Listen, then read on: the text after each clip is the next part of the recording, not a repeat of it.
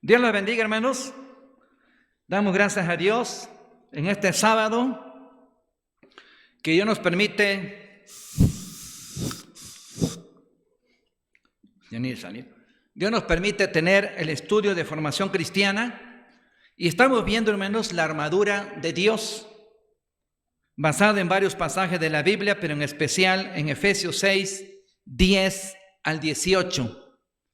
Donde Pablo usa la figura de la armadura que un soldado romano en su época llevaba para defenderse de los invasores, de los enemigos, cuando había una guerra o cuando eran emboscados por los grupos nómadas del desierto o por los bárbaros en el siglo V, cuando cayó el Imperio Romano. Ya en la época de Pablo, del primer siglo del cristianismo, la armadura del soldado romano ya era muy sofisticada, tenía mucha protección. Incluso se puede decir más protección que el soldado moderno. El soldado moderno sí es cierto que lleva un chaleco antibalas, pero el soldado romano usaba una armadura, especialmente su cuerpo, su tórax, su pecho.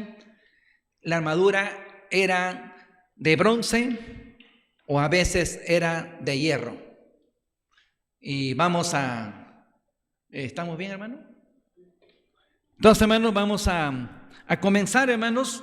Les pido que ahí en sus Biblias busquen Efesios capítulo 6, que es el pasaje base que tenemos. Vamos a hablar de otros textos de la Biblia que se enfocan en lo mismo, pero en especial tenemos como base este pasaje. El apóstol Pablo menciona que el cristiano figuradamente debe usar una armadura semejante a la armadura del soldado romano para poder enfrentar a sus enemigos. Hay algunos que han dicho que tenemos tres enemigos: uno, el diablo; otro, el mundo; y el otro, y el más peor enemigo, el ego, nuestro yo, que a veces podemos ser nosotros mismos. Entonces, vamos a leer aquí Efesios capítulo 6, lo hemos estado repitiendo varias veces, lo vamos a hacer una vez más, no todo.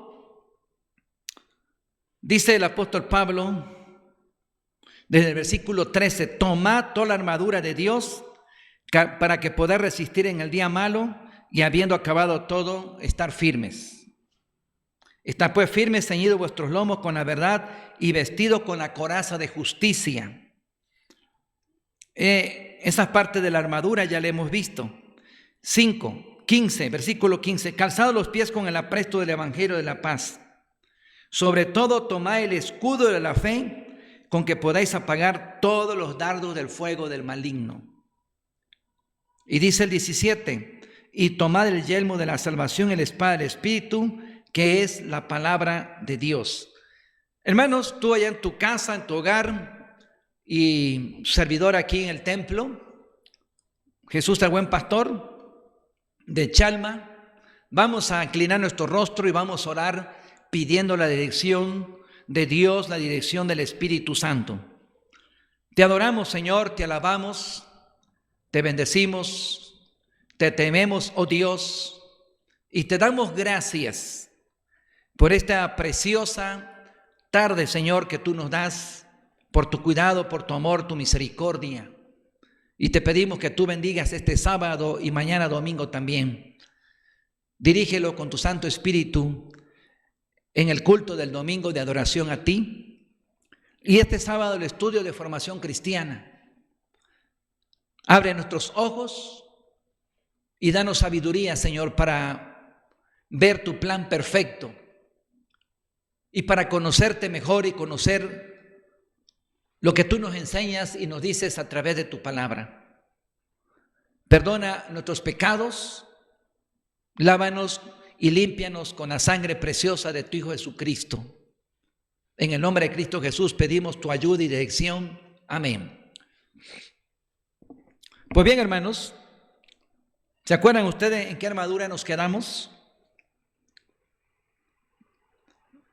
Dice el versículo 15, calzado los pies con el apresto del Evangelio de la paz. Es lo que vimos hace 8 días. Hoy vamos a ver el versículo 16, Efesios 6, 16. Dice, sobre todo, tomad el escudo de la fe con que podáis apagar todos los dardos del fuego del maligno. Pablo, hablando figuradamente del soldado romano, habla del escudo que el soldado romano llevaba. Y el escudo era con que el soldado se defendía ante sus enemigos en una guerra, en una lucha, cuerpo a cuerpo. Y el escudo le servía para defenderse de las lanzas, de la espada, de las saetas que venían en contra de él. Y con el escudo podía cubrir también parte de su cabeza y la gran parte de su cuerpo. Antes los escudos eran de cuero, pero se fueron perfeccionando poco a poco y ya no eran de cuero, sino eran de hierro, de bronce. Ya desde la época de los griegos, unos 400 años antes de Jesucristo, ya usaban el escudo de bronce y le llamaban los hombres de bronce.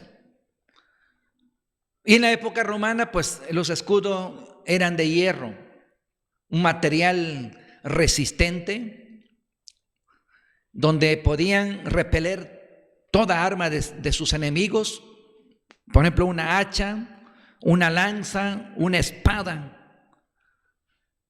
Para el soldado romano era de vital importancia llevar el escudo. Si no lo llevaba, era presa fácil a sus agresores, a sus enemigos. Y así Pablo, el apóstol, inspirado por el Espíritu Santo, usa esta figura del soldado romano y habla del escudo de la fe. Aquí en el versículo 16 dice, sobre todo tomad el escudo de la fe, con que podéis apagar todos los dardos del fuego del maligno. ¿Por qué el escudo de la fe, hermanos? ¿Tiene alguna relevancia la fe? Claro que sí. Dice Hebreos capítulo 11, versículo 6, sin fe es imposible agradar a Dios. Si tú no tienes fe, vas a ser fácil presa de nuestro enemigo número 1, que es el diablo. Porque la fe te va a mantener firme, te va a mantener seguro, te va a mantener alerta ante cualquier enemigo, sea el mundo, sean las tentaciones, sean las pruebas, sean las luchas, en un momento de crisis. La fe debe estar firme en la vida del creyente para no moverse ni a la derecha ni a la izquierda. Porque en otra parte dice la Biblia que el que no tiene fe es como las olas del mar, que el viento se las lleva de un lado para otro, de un lado para otro. Y el creyente debe estar bien firme, sus pies firmes, su fe debe estar firme pensando en Jesucristo, su mirada fija en Jesucristo, el Hijo de Dios, quien es su Señor, quien es su Salvador. Deben tener la fe que el Señor lo ha salvado y que su vida depende absolutamente de Él. ¿Qué dice el Señor Jesucristo en San Juan capítulo 15? Porque separado de mí, dice, nada podéis hacer. Nuestra fe debe estar puesta en la persona de nuestro Señor Jesucristo, en su obra que hizo en la cruz del Calvario, y que Él nos sostiene, y que Él nos guarda, y que Él nos protege de todos los peligros habidos y por haber que tenemos en este mundo. Nuestro enemigo, que es mencionado en Efesios capítulo 6, versículo 12, dice, huestes espirituales de maldad en las regiones celestes, va a buscar todas las maneras y todas las formas para hacerte caer, para que tú te vayas al precipicio. Pero ahí es donde tú debes mantenerte fiel y firme en el Señor. Algo que debe quedar muy claro, hermano, es que tu vida no depende de ti. No depende de tu fuerza, no depende de tus habilidades. Hermano, depende de tu fe, depende de Dios. Dios en su gracia es el que te sostiene, el que te guía, que te dirige y el que asegura tu futuro. Tu futuro no está en las manos de los hombres, no está en manos de la iglesia, no está en manos del gobierno, ni de la pandemia que estamos viviendo hoy en la actualidad. Está en las manos de Dios, nuestro Salvador y Señor. Por eso es relevante y de vital importancia la fe. Por eso Pablo dice que debemos tener puesto el escudo de la fe para poder resistir al malo. Para poder, hermanos, resistir todos sus ataques. El enemigo ya conoce de qué pie cojeas. Conoce tus debilidades. Si eres mujeriego, si eres alcohólico, si te gustan los vicios, los placeres. Quizá vas a decir, pastor, pero aquí nosotros somos cristianos. ¿Cuántos cristianos llevan doble vida? ¿Cuántos cristianos tienen un pie en las cosas de Dios y otro pie en el mundo? ¿Cuántos cristianos, entre comillas, no han sido regenerados todavía por el Espíritu Santo? Confían en ellos, pero no confían en Dios.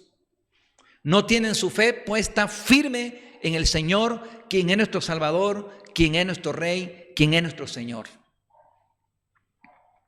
Entonces, debemos tener ese escudo que es la fe, dice el apóstol Pablo, con que podéis apagar, dice, todos los dardos del fuego del maligno, todas las flechas, todas las saetas, todas las lanzas que el enemigo y con su espada que quiere oprimirnos, sacudirnos, tambalearnos en nuestra fe, van a ser repelidas por ese escudo. Si tú estás firme, si tú estás confiando en el Señor, no confiando en tus habilidades, no confiando en el mundo, no confiando en la iglesia o en los hermanos.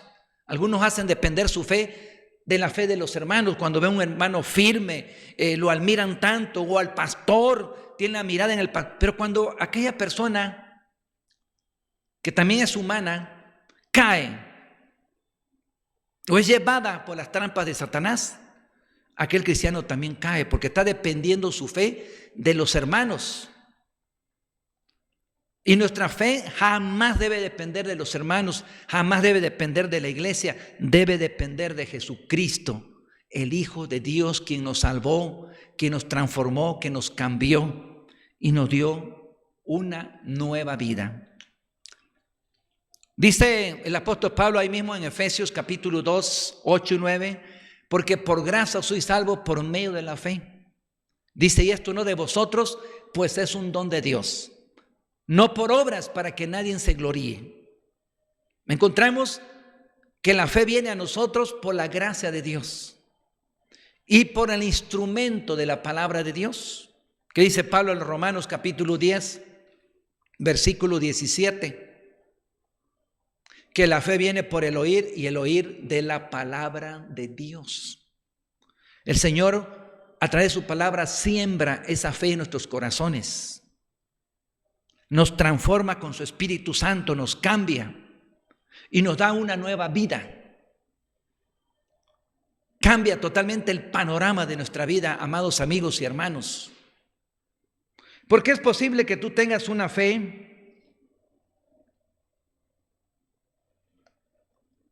temporal, que cuando vienen las pruebas le das las espaldas al Señor. Y existe esa fe, porque muchas personas se arrebatan, dicen, yo tengo fe, yo confío en Dios, confío en Cristo. Pero ¿qué pasa cuando vienen las pruebas, cuando viene una crisis espiritual? Le dan la espalda a su Señor. Se alejan de Dios y no solo eso, se alejan de la iglesia. Usted se acuerda de Pedro, el apóstol. El Señor le dice, Pedro, Pedro, el diablo ha pedido para zarandearte como a trigo, pero yo he pedido por ti para que tu fe no falte. ¿Y qué dice Pedro? No, Señor, yo estoy dispuesto a morir por ti, estoy dispuesto, si es necesario morir, lo voy a hacer, Señor. Y el Señor le dice, Pedro, antes que el gallo cante, tú me habrás negado 3 veces. Y así pasó. Porque Pedro tenía una fe efímera, una fe temporal. ¿Cuándo es que realmente Pedro se convierte a Dios? Después de la resurrección de Jesucristo.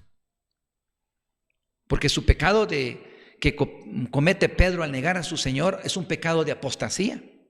Igualito como el de Judas Iscariotes, que entregó a su Señor por 30 piezas de plata. El pecado de Pedro no es menor que el de Judas Iscariotes, es igual.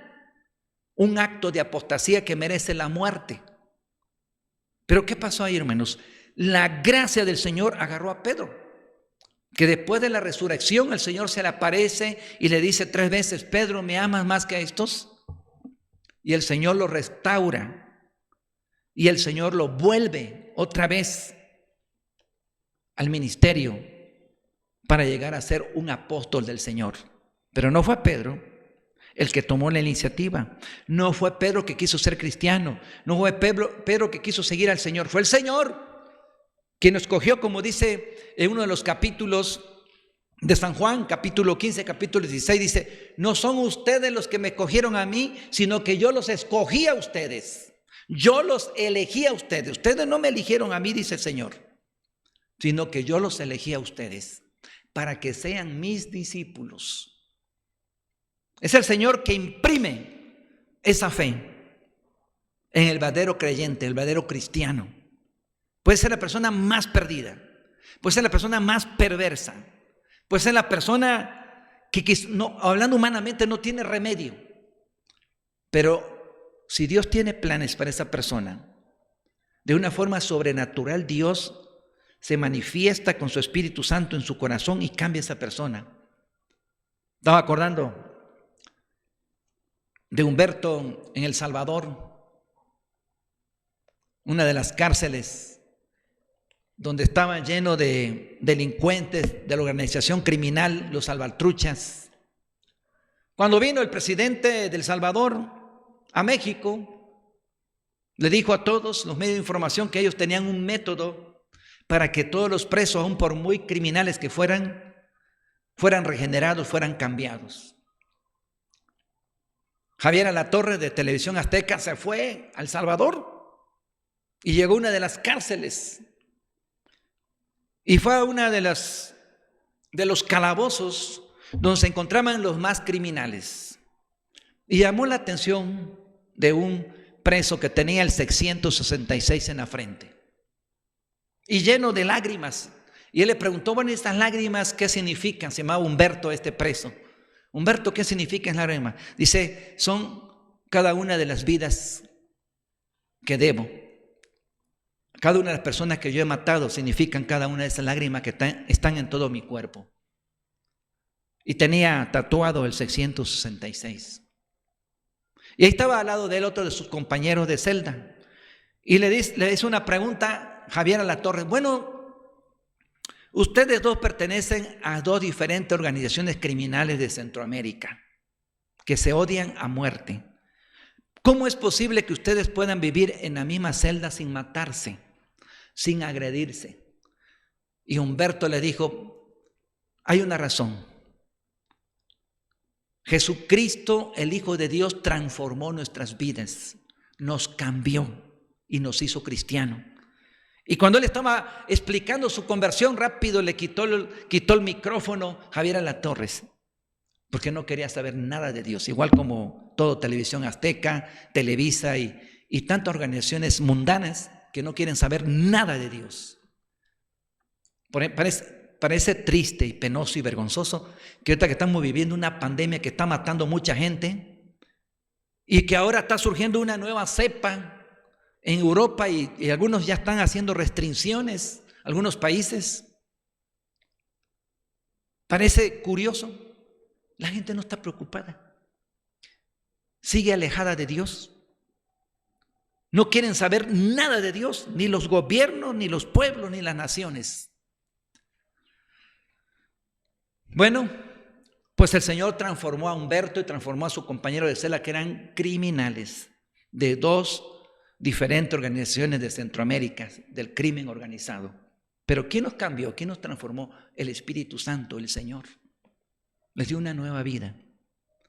Porque es el Dios que transforma y imprime fe en el incrédulo, en el malvado, en el más perverso. El Señor el que lo transforma por su gracia y su misericordia. No es el hombre que lo transforma, es Dios. Ahí está esa fe. Por eso Pablo dijo en Efesios 2, 8 y 9, porque por gracia sois salvos por medio de la fe, y esto no de vosotros, pues es un don de Dios.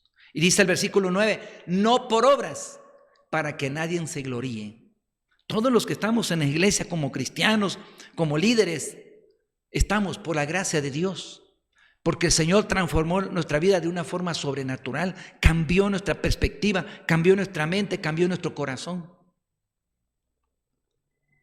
Pablo enfatiza que debemos tener el escudo de la fe como cristianos para repeler todas las armas de nuestro enemigo, que va a buscar todas las maneras y formas para hacerte caer, para apartarte de Dios. Por eso tu fe debe estar firme, no ser una fe temporal, una fe pasajera, una fe superficial.